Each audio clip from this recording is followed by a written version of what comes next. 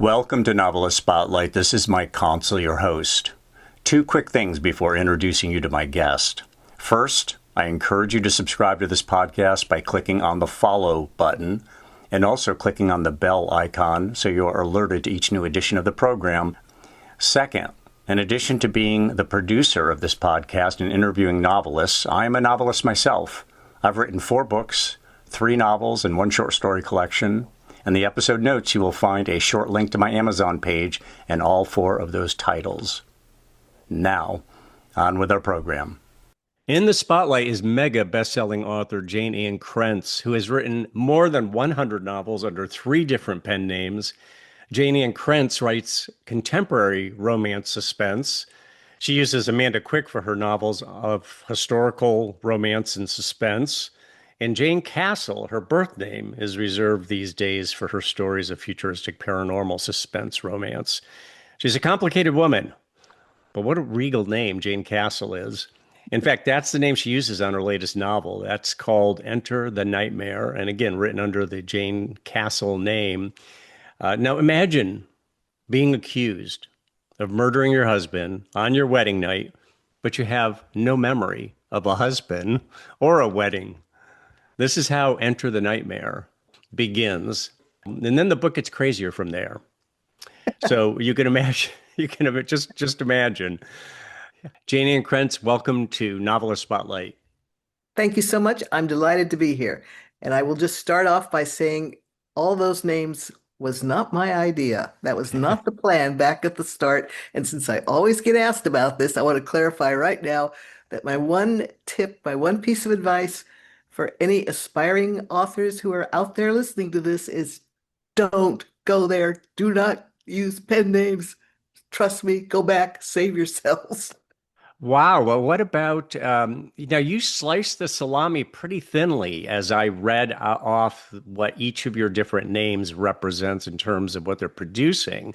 But there are people who write distinctly different genres, and you're saying even then you wouldn't use a pseudonym for maybe something. I mean, I know I heard a guy interviewed one time who said he writes romance to make money. Then he does the stuff he really under a pen name. Then the stuff he really likes to write is the stuff he wants to make his name with is under his real name. What was the downside of you getting turned into 3 different people? Promotion. It's in this day and age. Complicates it, huh? In this day and age, it's literally impossible to build multiple brands. There's so much product out there, so many books being published on a yearly basis. It's going to be tough to promote 3 brands, and I know I'm doing it. One powerful brand is that's what you would have favored. How did this happen, though? So you're Jayne Castle, and Jayne Ann Krentz after you got married. Were you writing, publishing novels before you got married, or was it after you were married that you started publishing? After I got married. So okay, so you would have used the Jayne Ann Krentz. Is that where you started, was Jayne Ann Krentz, or did you start with Castle? I started with Jayne Castle, but I managed to sign it away. Back in those days, it was not uncommon in popular fiction, in genre fiction, for publishers to demand exclusive rights to a name. So if you it was a way of tying the author to the house. So if you jumped ship, if you went to another publisher, you had to start over. Oh, And I man. did that several times, and that was doable in those days. These days, it's going to be tough, trust me. But yeah, Castle name was my birth name. It's the name I lost for about 10 years due to contractual things. But all that's gone. And by the time I got the name back, though, I'd already established Amanda Quick and Jayne Ann Krentz. So you were able to get Jayne Castle back, obviously, because that's the name on your your new novel. Yes. It's so memorable. It like I said, it's a regal name, and it's so memorable. So it would make sense that you'd want to write under the Jayne Castle name. It makes sense in that way. Besides being your birth name. Yeah, it would be my preference. But now the other brands have established themselves, and so I'm kind of stuck. But to this day, if I go to a signing, I can absolutely guarantee you that a third, 40% of the audience will come up to me and say either, oh, I didn't know you wrote as Jayne Ann Krentz, or I didn't know you wrote as Jayne Castle. I only read your Amanda Quick books. Um, that kind of comment is, I'm used to that now. That just happens with every signing. And that's the problem. It isn't, the problem is that people don't remember three names. They remember, Yeah. With rare exceptions, I think you're absolutely right. yep. Like James It, Lee Burke, people that James Lee Burke, famous novelist and so on. But that's rare that you get three names. You're complicating things when you add, have a compound name like that. well, the compound name wasn't so much the problem. It was that there were three names, three pen names. That's what people don't remember. So they associate, Oh, I which see. kind of, Okay. yeah, they associate they remember the Hmm. one name that they found you in, and they're not likely to go find you in the other two names. It's not that the information isn't out there. It's in the back of every book. It's on my Facebook page. It's on my website. It's not lack of information. It's usually lack of curiosity because people tend to read largely by landscapes, fictional landscapes. A lot of people prefer a landscape that they are familiar with. Totally understandable. If you read fantasy science fiction, you probably don't want the hardcore science fiction with the science fiction. And if you read, for example, the British police procedurals, it's a good bet you don't read American police procedurals because they're usually quite different. If you read mysteries, cozies, you probably don't read serial killers. People read when they read for pleasure, often will choose a familiar landscape or one that they enjoy. They know they can go back there. They don't need a lot of information. They just step right into it. And think about how easily you step into the world of Sherlock Holmes. Gaslight, London, fog, it's just you're right there as soon as you open the book. Yes, good point. Yeah, the that whole milieu, it's just so familiar to. I mean, you see it in movies, you've seen it on. Yeah, absolutely. How did you get the Jayne Castle name back, though? Was this what did it time out, or was this a legal battle? No, back in those days, it was still possible to get rights reverted. So books out of print for a while. Nowadays, that's a battle, but in those days when there was not the option of preserving the books forever in ebook format, you could get rights back. And publishers closed. A lot of publishers went down during those years when the consolidation began in New York. And when a publisher goes down, the author gets the books back usually. So Well, yeah. I always ask. I always ask, authors who come on the program, what's your advice for aspiring authors, and you nailed it right up front. Way to go. Um, That's why Petey, my public service announcement for the day. I have one other if called upon, but that's my primary one. People don't well, go realize. ahead with that one. What's the other one? The other one is probably the most useful thing I ever did, and I've in the course of my career, and it saved my hiney more than once, is figure out my core story. And the core story is not the kind of plot you like to do if you like to do mysteries or if you like to do relationship fiction or community found family stories. That's not the core story the way I think of it. Um, I think it behooves an author to know their core story because once they know it, they will realize they can take it anywhere. And the core story should be identifiable, I think, in two or three words. And I can look at mine and go back and tell you it's been there since the beginning. Um, and so the two things I find myself going back to again and again and again are the risks of trust and the necessity of reinvention. My characters are always in those somewhere, no matter what kind of a plot I'm using, those two themes will always be underpinning my story. And if I stray too far and go into other kinds of emotional themes, I lose interest. And then if I lose interest, there goes the book. So it helps to know, I think every author is called to do certain kinds of themes, and that's where your power lays. And I would find those early in my career if I had it over to do over again, because you want to hone them, not soften them. Interesting. That's great advice. Now, you said if I was doing it over again, I'd do it early in my career. What stage of your career were you at when you had this turning point or this realization? A catastrophe. I had managed to kill off my career, and I did it with the first early futuristics. This is not the first go round for futuristics for me. When I tried them several years ago, early on in my career, the books bombed. People literally stood in line around the block not to buy them. Um, there was there was no market futuristic futuristic romance, which the lesson there is it's as bad to be too far ahead of the curve as it is to be too far behind. Anyhow, I had killed off my career. In those days, the option of self-publishing was not available. There was no such thing, and it was New York or nothing. And my name was attached to poor sales, which is baggage that's hard to drag from one publisher to another. So I had to reinvent myself. And that was when I'd stepped back from the books that killed the career at that point, the futuristics. And I said, well, what am I really doing here? And I looked at those books and I realized that the plots was using were amounted to basically a marriage of convenience. Two people who are forced to work together to survive.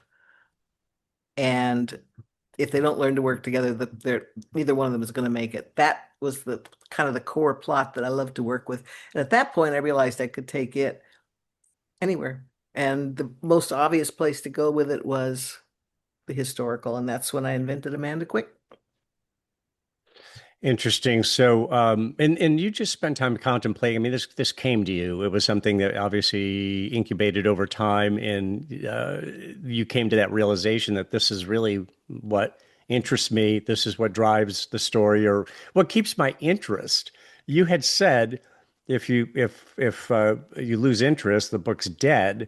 You must not lose interest very often because you've written more than 100 novels now. So. That kind of productivity is, excuse me, as I told you, I'm getting over just getting over a cold, Jayne. So my apologies. Um, you are incredibly productive. What's the, you've already given a couple of pieces of advice here, but I'm curious whether, when it comes to productivity, you have a piece of advice for authors who most writers, let's face it, don't feel particularly productive, and most are not productive, certainly nowhere near on your scale. So, what would your advice be for productivity? Well, I think I am productive simply because I'm addicted to it. If I don't write for a while, I get twitchy. I'm compelled to write. It's gonna happen whether it's my drug of choice, I guess is what you would say.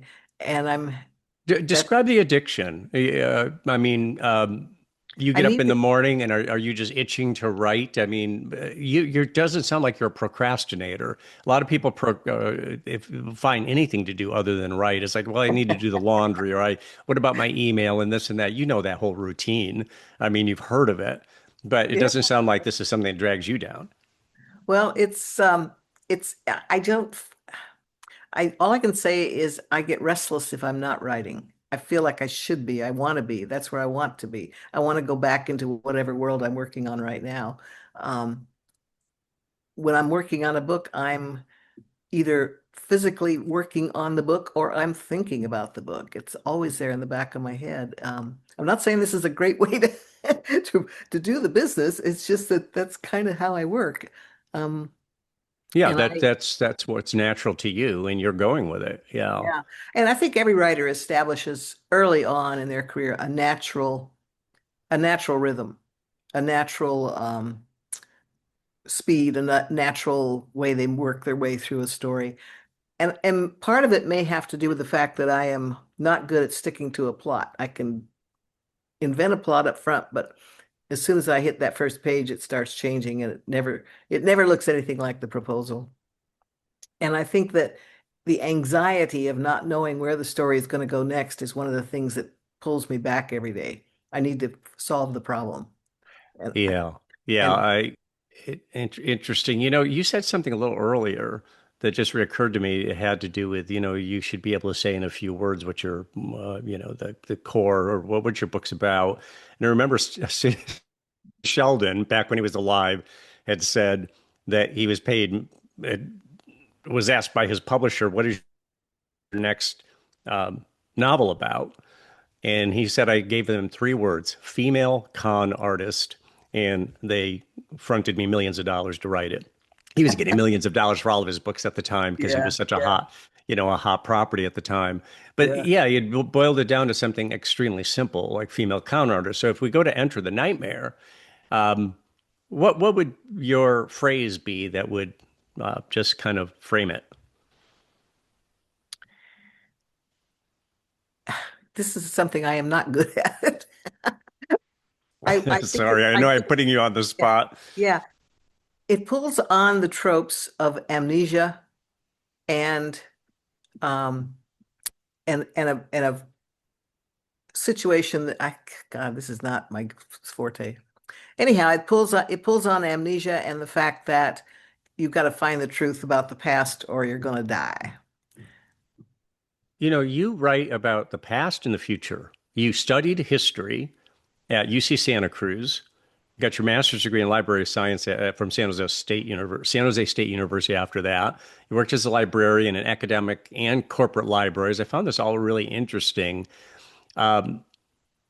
What is it about the past and the future? You obviously have a feel for history, but you're also into the future as well. I mean, and I don't know if you feel like that's something fairly unique to you.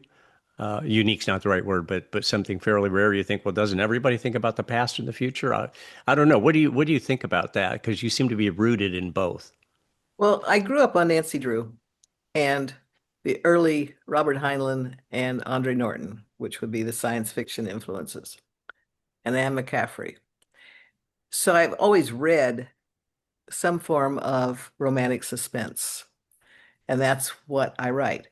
The history came last because I was too close to it because I had studied it. And if you get too close to something, you see the reality. It's not I had a hard time getting into the fantasy version of history, which is what it takes to write the stories if you're going to do that kind of setting. And I learned the hard way, or over time, I learned that every era has a myth, sometimes several myths, and you pull on the myth that most intrigues you. So when I finally decided I had to do historicals, it was natural to go to the Regency myth because the Regency romance had been well established. Everybody knew that world who read romance, and it's all about the glamour. It's all about the elegance and the ballrooms and the dukes and the um, pistols at dawn kind of thing. So that's the myth I pulled on. And once I realized you're just working with a myth, Jayne, you don't have to introduce typhoid fever and the reality of the times. Just stick to the myth. And I think ultimately it's the myth that carries history. That's what we always remember. And that's what people, 1,000 years from now will go back to as the myth of our time, not the reality of our time. So the myths are important in that they are the river that history is carried on. Well, what about something, say, the Roaring Twenties in America? I mean, is that a myth? I mean, we think of the Yeah. twenties as the Roaring Twenties, but is that really a myth, or was that the Myth, reality? myths are based in reality. That's what we have to remember. They're not totally disassociated. They take an element and they carry it. So when I went, for example, I did a setting, I haven't done the Roaring Twenties, but I did do the 1930s. And there's obviously a lot of myths out of the 30s you can work with, one of which would be the the trauma of the Great Depression, the Dust Bowl, the hard times. You could do what was happening in New York, more of the Gilded Age type myth. I went to California for my stories, and I went with the Hollywood myth. They invented it. That was their myth. It wasn't something I invented. They created it in the movies. The glamour, the beautiful gowns, the snappy repartee, the the private detective. The Great Uh, Gatsby, yeah. It's all there. You just pick the one you want and work with it. And some are more exciting to work with than others. And some people Uh-huh. are called to write the darker side of a historical era, and others are called to write the breezy side. And so I'm the breezy one. Go- You know, when you say when you talk about myth and simple, you really were talking about simplifying things. You know, boil it down to its essence. What's the myth of the era? I think that, and I find this in myself. I think this is common with writers. That we overcomplicate things in terms of overwriting things. That we tend to be Yeah, more explicit than we need to be. And it's kind of like the reader will get it. The reader will yeah. get it. And obviously, you have an editor who will say, if you need another dot here for them to connect, it's not fleshed out quite enough. How do you regard that? I mean, I don't know if you ever had a phase in your writing life where you realized or felt like, wow, I'm using way more verbiage than I need to. Okay. I haven't really had that problem, and it's only because I'm a very dialogue-driven author. I hear the stories when people start talking in my books. I am really my, my weakest writing skill is narrative, so I'm rarely tempted to overwrite the narrative simply because I get bored with it. I want to get back to the characters talking, and that's where I get excited about the book. So I don't tend to overwrite. My books tend to be more dialogue driven, and that's the reason why. It's because I'm suck at narrative, to tell you the truth. It's hard. I would like to take this opportunity to ask that anybody who comes across a paragraph of description in one of my books, that they would slow down and read it word for word because it took me forever to write it. You want to savor it because Jane put a lot of time into that. So Indeed, indeed. savor it like a lozenge. And so, what about, yeah, I was going to ask you later in the interview, but I'll ask you now since you've already kind of broached the subject in your own way. I think that every author has their kind of strength or superpower. There's a lot of different elements um, to writing fiction, such as characterization and pacing and narrative and so on. It sounds like you would say dialogue is your strong suit of the skills that you bring to the writing table or the writing desk. I think so. Yeah, that would be what I would identify. It's what comes naturally to me, and it's what comes it when I hit the dialogue, the book starts flowing. So if I was at a cocktail party with you, Jane, would you be the one who is chatting away with everybody, or would you be standing a little? Are you a little bit aloof at cocktail parties, or are you the chatterbox? I would be asking people what they do. My main characteristic, I think, is curiosity. So you ask a lot of questions. Yeah, You talk. You ask a lot of questions. That's your right up my alley. That's what I do. As yeah. people, I'm always asking questions. It's the only way you learn. Um, I think writers, by and large, we are a inquisitive bunch. I think we're a curious bunch of people. I think yes. that's part of our that's part of what turns you into a writer. Is Yeah, that's my wife says that to people. I'll be asking, we'll meet strangers, and I'm starting to ask them questions. yeah, She's like, "Can you tell he's a writer?" yeah, she's right. Yeah, yeah. Don't get too personal. We're just here for a Yeah, I always watch facial expressions very carefully, and because yeah, because I just feel like everything's on the table unless if I start to see that it's like I'm not the kind of person who does Q&A here, pal. I want to be attuned to that for yeah, sure. yeah. Uh, Read the room. yes, exactly. Read the face, read the body language, read the room. Um, But when everybody's interesting for at least 15 minutes, right? I mean, absolutely. that's the problem. They're all everybody's got a story, But but not only that, that people are dying to talk about themselves. This is one of the things I tell my wife is that most people never get asked about themselves. So most people that I talk to, and I'm sure this is the case with you, they'll just spill lots of information. It's like, wow, he's interested in me, and he's showing genuine curiosity about what I Yeah, do and where I'm from and so on. yeah. So To me, it's not. Most people, there are the people out there who are guarded, but there are a lot of people out there. It's like nobody ever asked me anything. Sure. What do you want to know? Yeah. Yeah, Well, I'm an open book. and that's probably actually becoming more true because we're dealing with a younger generation that's growing up with very few barriers, very few natural inhibitions about what they'll talk about. So it's Yes. Yeah. Well, they spill it all in public on social media these days. yeah. It's Sure, you. I'll It's tell just you. kind of like you're not really. You have to live out loud, or you're not really living. As Yeah. kind of the ethos these days with young people. Um, when did you start writing full time? Well, actually, when did you know you wanted to be a writer? Were you just a young girl, or was it when you were in college? Or No, no. I think I pretty much can identify the time when I even considered writing was when I was reading. I was after college and I was finally reading just what I wanted to read. And I stumbled into it. I went back to or stumbled into or kind of went back to romantic suspense, which had always been the books that I gravitated toward as in my teens. Um, and the science fiction elements and the suspense. I always have a suspense theme. I've always got a dead body in the story. And I was looking for those books, and there came a time, not when I thought I could do it better. I have never thought that, but there did come a time when I wanted to do it my way. I wanted my dialogue. I wanted my kinds of endings. I wanted my kinds of characters and there was no other way to get them except try to write them out.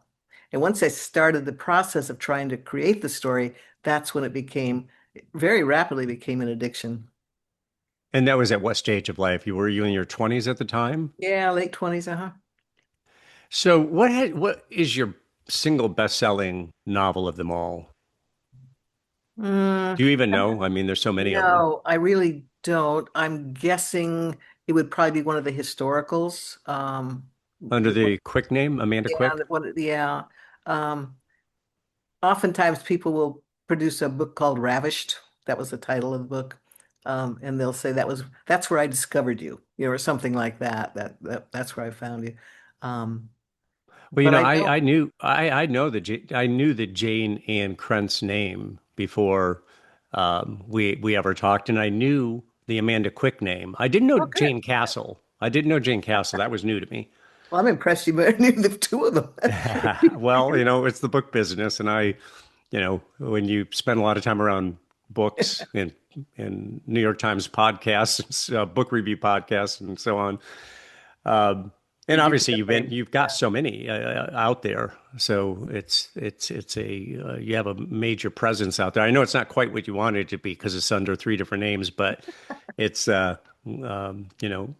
worked out for you anyway. Yeah, Uh, can't complain. yeah, yeah. No, I just have to tell you that there's almost every writer out there feels very unproductive when they when they look at your resume. Believe me.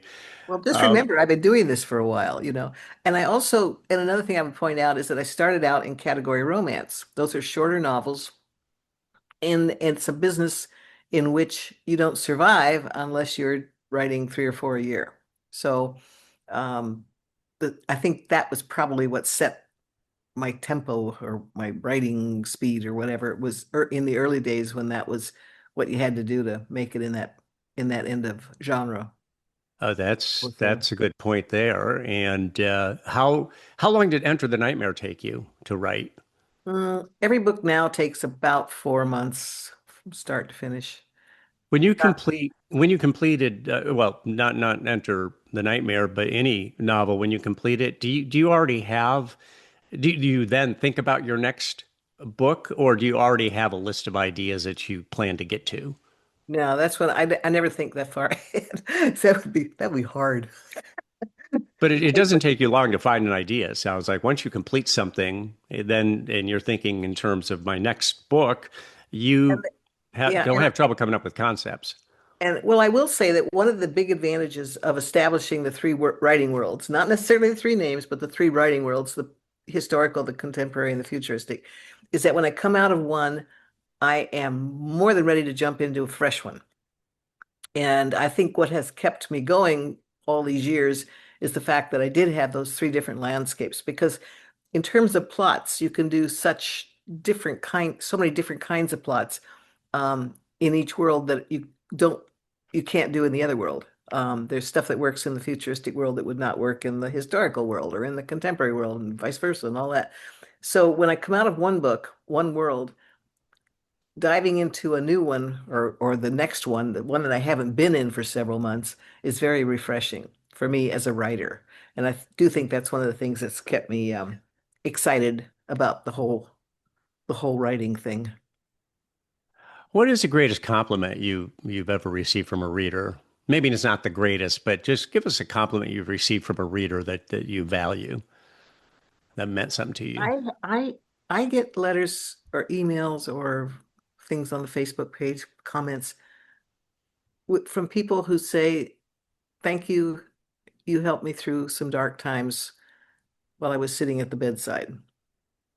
Um, Wow, that's big. That's that really is, big because it has to do with their life and getting them through those passages. yeah, and it's not like I'm writing heavy heavy fiction, literary fiction. It's just I gave them an escape for a while during a rough time, a little moment, few moments of of just getting away from it, and I value those. I treasure that kind of comment. I'm honored by it. What gets you high when you're writing? Like Oh, when you have a spectacular writing day, you're feeling really good about, what's happening? I got one scene to pull together. I work scene by scene. Every scene to me is a little story. You know how that works. It's got to have a beginning, a middle, and an end. And telling that story, that little scene story in a day is that's what gets me excited. If if I thought in terms of the whole book, it'd be too depressing. It's just too. Yeah, so it's like a series of short stories that all Yeah, threaded together. So that's what they say about any big project is yeah, break it down into its component parts, and now it's manageable because you're only focusing on one piece at a time. yeah. And each Just like a scene, jetliner comes together one yeah. wire or rivet at a time. Well, when you write, do you find you're captivated by a scene and you're not really thinking out, you're thinking within that little box, that little scene that pulling it together. Do you write that way or do you have a different approach? No, I mean I think in those terms too. There's usually these kind of just vignettes or kind of the micro scene that needs to work and hopefully work or change of direction. But yeah, I definitely think of things in smaller parts or component parts as much as possible. It alleviates the load.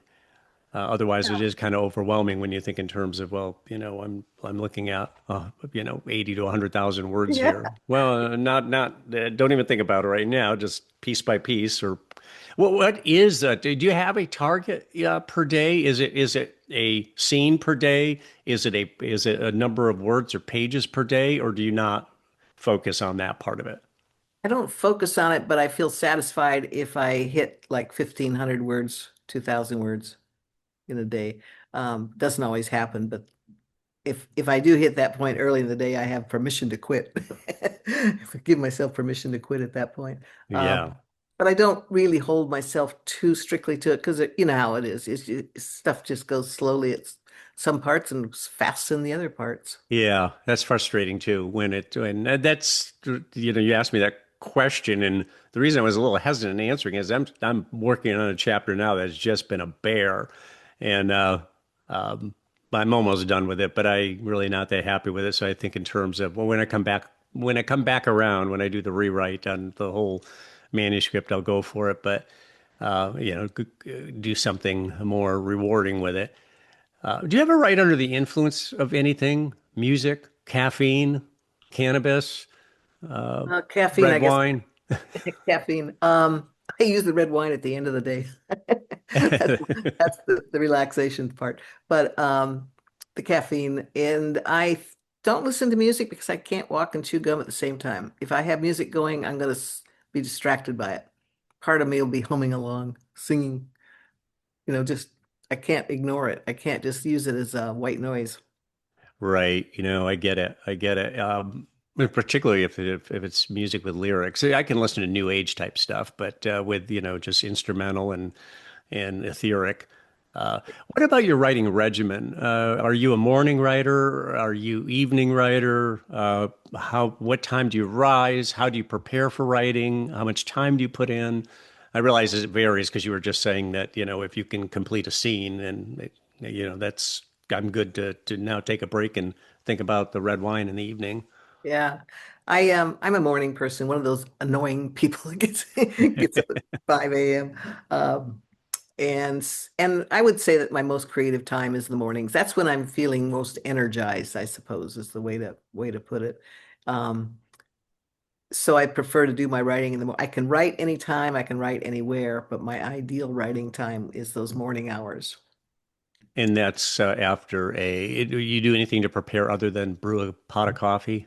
Coffee and breakfast. Oh, I read a couple newspapers online and check the email while I'm doing the coffee. So And then you start your writing regimen, and you will go typically how much time per day if you averaged it out? probably actual writing time would probably be around 3 or 4 hours max. After There you that, go. I'm usually kind of exhausted in that sense that writers get exhausted. You know what I mean? Yeah, I do. Yes. Do you take breaks? There's the I guess I call it the Pomodoro method. It's every 20 or 30 minutes you take a break, or do you just Yeah. go straight through? It depends on whether or not I'm really rolling, but if I hit a slow spot, I'll take a break because that'll often give me a chance to rethink where I'm going. I think that a lot of I've never actually, thank heavens, suffered from what people call writer's block per se, but I have had, and this is for me what amounts to writer's block is writer's boredom. I have suddenly realized I'm just really, really bored with what I'm writing. Um, and that'll be a block that has to be fixed by a whole new and you have to come in at it for I have to come in into the story from a whole different point to figure out what's wrong with that. So the boredom factor is my warning that I've fiddled around too much. I'm just going in the wrong direction here. I need to rethink this. I get it. Um, and do you write 7 days a week? If I'm not writing 7 days a week, I'm thinking about it, yeah. But I do Then, I do try to have a life. I do. of course, you have to meet Yeah. some people and ask some questions and all that, get refreshed in that way. Yeah. Yeah. Um, you write in the same place every day, or would you just, hey, look, I'll go to the coffee shop today, sort of thing? Or some people are very, just feel like there's a time and a place, and that's where I write. Are you mobile in terms of where you might write that day? Not terribly. I prefer to be in my office. That sets the mood for me. Um, Usually if I'm out somewhere, there's too many distractions, like a coffee shop. There's the people having an argument next table, and you got to listen. How can you not? Um, on the airplane, there are constant interruptions with the food and the movies and yeah, there's just the office is my ideal. Yeah, you can immerse yourself in the story and the characters. And speaking of characters, how do you go about creating characters? Do you have a specific process for doing that? And are they? Uh, I mean, there's been times when I've known real people, and I just turn them into a character in the book. Obviously, there's changes to that, but I find that it's easier to write a character if it's rooted in some reality, somebody who I really know, and it's not a complete invention. Do you have a particular method with character selecting and developing characters?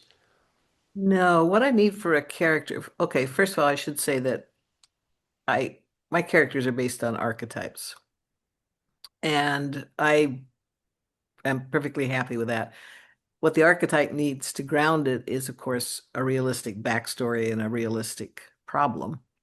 Um, but I don't think about the characteristics of people I know and trying to put that into a character, um, because my characters are going to be frankly, not that different from book to book. I'm going back to the archetypes. My heroes are going to be heroic. Um, and they'll have problems like, everybody else, but they'll deal with them um, in a way that in a way that makes them heroes, makes them or the bad guys get to be really bad guys, whatever. I go for the archetype. Talk about pacing, because that's so important, I would imagine, to any thriller, because, people tend to want to see this move along and certain scenes need to move faster or slower. Do you have a particular approach to pacing your storyline? I think it's intuitive. Actually, I'd like to ask you that question because don't you kind of know when it's slow? I feel like I do. Yeah, I feel like I do. I think we get that from having read so much, don't you? I mean, if you, we, it's not something I think about, but when I look back, I realize it's the conventions, if you want to call them that, have probably been established by the fact that I've read so many books in the genre and so many books between suspense and romance. Those are the two genres that I blend together. And if you kind of do it intuitively, I mean, I suppose you could sit back and sometimes you say, oh, I've had him on the screen too long. Maybe it's time to go back to her. But Well, speaking of the screen, do you spend time on the Lifetime movie channel? no, I There's don't a get. lot of what you're talking about. I mean, in terms of, I mean, it's not great quality acting or anything like that, but there is the suspense and the romance and the murder. You said there's always a dead body somewhere Yeah, in your books, and it seems like that's certainly true of Lifetime yeah. um, as I well. just, yeah, I like that story. I like that. I like romantic suspense. I think it's its own thing. Do you fully outline your books before writing, or do you have the concept and then you launch into it and you develop as you go? I do not have the full books. I have a rough outline, and then I start the book and it goes away. I never see the outline again. So, and I think if I actually did have try to stick to an outline from the start, I'd get bored with it because, in a sense, with the outline, I told the story. And once I've told the story, Mm-hmm. I've lost interest in it. I never go back and reread my own books. I never go, um, I'm always looking for a new story. Yeah, yeah. Do you have a favorite writing quote or a quote about writing? Just the same one we all have, which is plant butt in chair and write.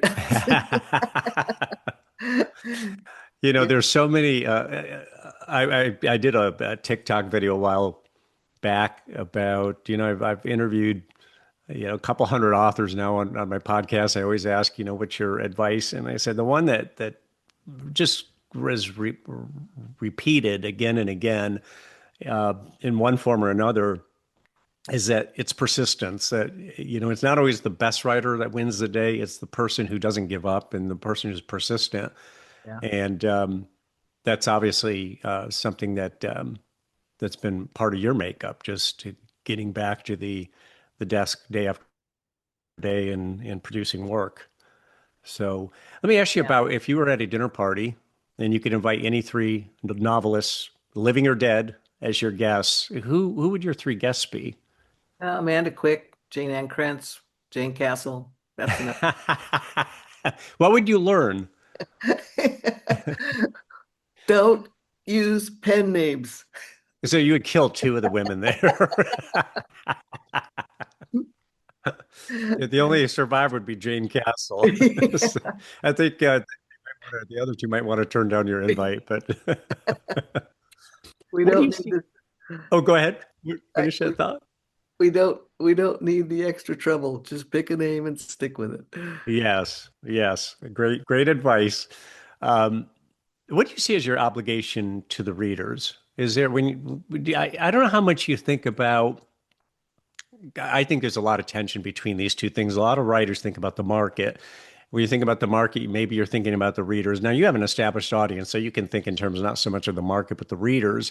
But then I think a lot of times what authors don't do is they don't just write what is they don't just listen to the voice inside and just write what they feel and be true to themselves, which can, which I think is essential for actually being successful is, or really making it satisfying is to be true to yourself and give voice to the inner impulse. But No, you I have a agree with you. established readership. So, and I they agree with expect you. certain things from you, right? Maybe, I don't know. I don't think about it.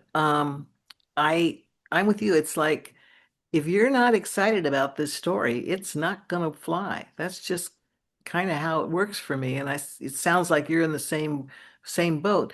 It's if I try to sit down and write consciously for the reader, I'd fall flat real quick. I write these stories first for myself, tell the story to myself, and then I just hope like heck that other people can step into my fantasy. And a lot of people don't. We don't have every reader reading our books. But the ones who do, I'm guessing, probably share our core values. And if you meet them in person, you'd probably like them. Right. Right. How has your writing changed with experience? So you've been writing for a long time now. And if you look back on the arc, uh, how has it evolved over time? Well, what have you left behind and what have you kind of, I mean, you've already revealed a lot of this, Jayne, I realize that. So, um, but I'm thinking in terms of, yeah, that arc, that career arc and where you are today versus say 20 years ago or 30 years ago. Well, for one thing, I get to do more of the psychic thing, which has always been a secret thrill for me. And it wasn't easy to sell it in the old days. So the market has opened up in that sense for the psychic and the paranormal elements. Um, In the past, excuse me, in the past, you're saying in the past it really wasn't something that would sell or that book yeah. publishers were interested in, and that's changed. Well, and like the futuristics didn't sell the first time around, but now the market has, we're dealing with readers now who grew up on Harry Potter and Star Trek and you know Star Wars and just different, except they'll accept different things as real, and step right into those fantasy worlds. The same way everybody used to be able to step into the Sherlock Holmes world. Those the fantasy worlds, the paranormal, the psychic stuff, the futuristic stuff, those are all familiar enough now that people aren't afraid to risk because buying a book is an expensive proposition. So you really want to like the world. You really want to know it's a world you're going to be comfortable in before you put your money down. Um, which is one of the reasons that landscapes tend to evolve and become familiar, like the noir landscape for detectives. And where was I going with this? Well, I got well, I was asking you about that they, like you were saying, the heuristics didn't used to sell, the paranormal didn't. what changed? Let's, What changed in my career? yeah. Okay, So so that frontier opened up for you over yeah, time. yeah. So in terms of fictional landscapes that I'm allowed to work in, um, those are much broader now. One of the benefits of writing romance and romantic suspense is that romance has always been the stepchild, I guess you would say, of popular fiction in the sense of being respected. And the downside of that is obvious, ain't got no respect, but the upside is that nobody cared enough to make any rules. So the one thing the romance genre has allowed writers to do over the years is invent a lot of different worlds and a lot of different settings. Some work, some didn't, but the invention factor means that there's always been a place for me to go with my story. And I Hmm. and I am very grateful for that. So let's talk about the paranormal for a minute. Do you consider yourself a spiritual person? I think everybody is. There's a certain sense, yeah, I think so. Not in the sense of a particular religion or anything, just I believe that there are sources of energy out there that we don't always have identified. Um, Yeah, yeah. and my mom used to say, she was a believer and you put good energy out in the world, or you can put bad energy out in the world. It's up to you. And it comes back to you. Yeah. I mean, it's like physics. Yeah. For every action, there's an equal and opposite reaction. That's the law of karma that the Hindus Yeah. believe in, and other Far Eastern religions.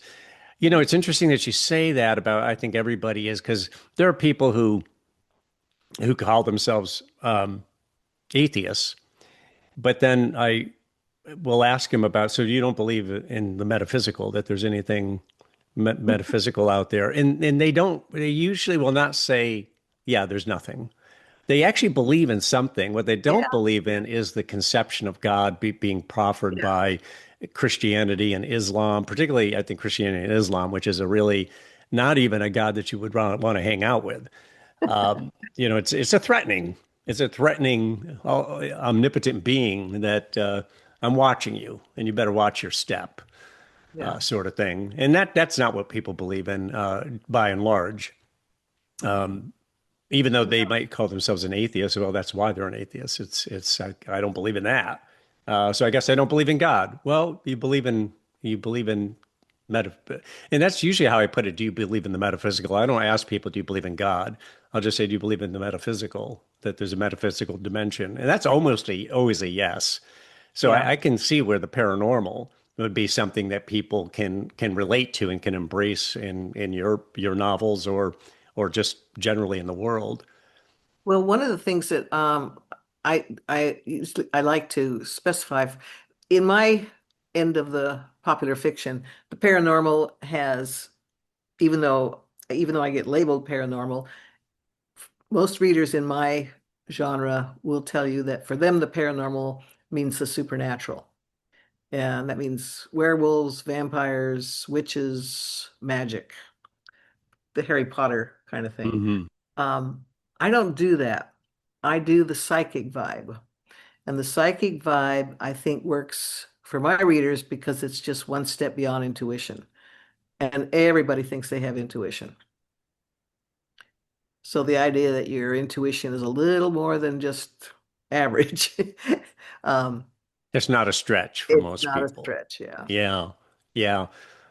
Tell us something your readers would be surprised to know about you.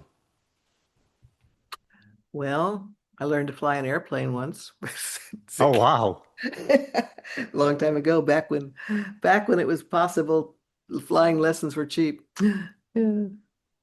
And then you would, well, you just, you got your flying credentials I, and, I soloed a plane and I decided that I was never going to be comfortable. For me, it literally was hours of boredom broken by moments of stark terror. And I will never go back to flying. That was something I did it. I did it because my husband was into it. And my thought was, if something happens to him and we're in the air, I need to be able to take over this stupid aircraft. yes, yes. Um, Uh, so it or was more of a self-defense thing, but as soon as we sold the plane, that was it. I got you. Wow. What is your greatest extravagance as a writer or a person? What would you say? Where was an area of extravagance for you? I love those exotic river cruises, or cruises to, the ocean cruises, places I'd never get to on my own. I love cruising. Like Antarctica Yeah, or Antarctica, the Norway. Nile River? Yeah, yeah. Haven't been to the Nile yet, but it's on my list. Yeah, mine too. I think next year, I'm hoping. And then Antarctica's on my list too. It's I remember I have a friend who's basically, you don't ask him where he's traveled. You say, where haven't you traveled? Because that's a much shorter Yeah, list. yeah, And he said the two most incredible places he had been, it was Africa and Antarctica. yeah. He said Antarctica was just like another planet. And He's right. I absolutely agree with him. It's another world. yeah, amazing. And he says if you're not an absolutely immaculate, that meaning the wildlife there, if you're not in immaculate condition, you're lunch for somebody, for some other species. Okay, there is that side of things. Yes, Yes, I yeah. I hadn't thought mean, about it it's that way, but real life. yeah. Ditto for Africa. I mean, it's the same sort of thing. And that was an immaculate environment in his experience. That there's just nothing laying around because everything gets devoured and by one life form or another. Nature in the raw. What are you streaming on Netflix these days, or any streaming service, premium networks? I adored the Murderbot series that came out on Apple a while back. The one Martha Wells books that made into a an Apple TV I'm not series. familiar with that one. Okay. Murderbot. Oh, No. well, it's a the character is a security robot, looks humanoid, of course, very handsome robot, and he is has discovered he's become what's the word sentient. He's become conscious, Mm. and and then now he has to deal with all these dippy humans who have, who don't make any sense. They're so emotional. Yeah. Yeah, yeah. And he is learning how to handle humans by watching daytime dramas. Gotcha. Yeah, Gotcha. it's really it's Martha. The books themselves are just wonderful, and the author is Martha Wells, and the series called The Murderbot Diaries. You can find them online anywhere. Hmm. Um, Tell us about, unless you think you can't do so without maintaining the suspense, but Enter the Nightmare. Off the top, I had said basically the premise, but is there more to say? Obviously, there's more to say about it, but I'm curious Well, I whether what else you would say to build it out a little. well, I went into it with the whole idea that the hero and heroine are ultimately going to find themselves in a futuristic version of an escape game. And the escape game is deadly. If winners, not a lot of winners. Um, so they're going to have to trust each other and figure out how to survive the escape game in order to survive. Also, there's a Mhm. dust bunny, and the dust bunnies are my equivalent of, like the best psychic dog you ever had. So Now, dust bunnies to me are the things that when you haven't vacuumed your home, they accumulate. Is that what you're talking about, or is no, there another? I'm talking about little futuristic animals that people call dust bunnies because when they're all fluffed out, they look adorable. And they got, Oh. they're all fluffy. Like sort of like picture a super fluffy English Angora rabbit, except that it's basically a little predator. It's an omnivore. It's not a vegetarian. Um, Right, so the thing they say right. about dust bunnies is by the time you see the teeth, it's too late. But they are very fierce and loyal companions to their humans. Interesting. It's my Okay. version of putting a dog in the story. What can I say? Yeah, yeah. Well, it's obviously working for you. Um, Listen, Jayne, I don't know whether to call you Krentz or Castler. I don't know who I'm talking to, which of the three. You're, like I said, a complicated woman, but really appreciate you taking the time coming on the program, and congratulations on the new novel. And you're full of great advice. I mean, really am Well, pleased with the with how much advice an aspiring writer would cull from this conversation that we've had. So thank you for I've that. made all the mistakes, so you don't have to make them. Just That's exactly it, isn't it? Yeah. Yeah. Pay attention to the people who came before you. yeah. They're full of experience that you can benefit from. Well, thank you again for coming on the program. My pleasure. Thank you so much for inviting me. I've had a great time.